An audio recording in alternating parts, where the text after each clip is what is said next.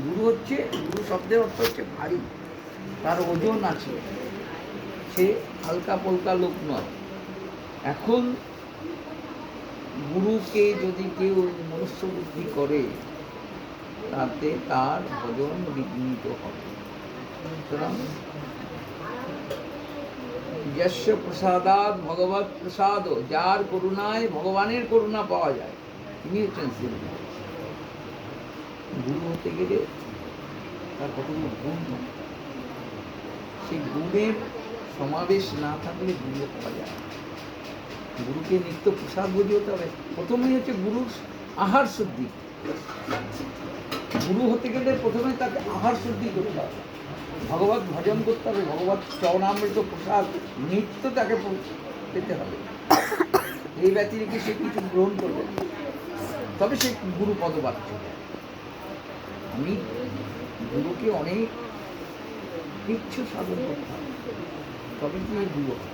আর তারপরে হচ্ছে গুরুকে নিত্য ভগবত সেবা করতে হবে এবং ভাগবতের সেবা করতে হবে।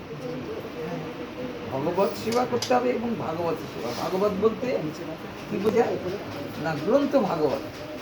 আর ভাগবত কি না, ভক্ত ভাগবত। যারা ভক্ত তাদেরকে ভাগবত বলা হয়।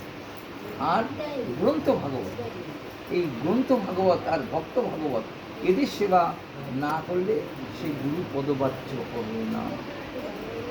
জয় রাধে, জয় নিতাই গৌর হরি বল।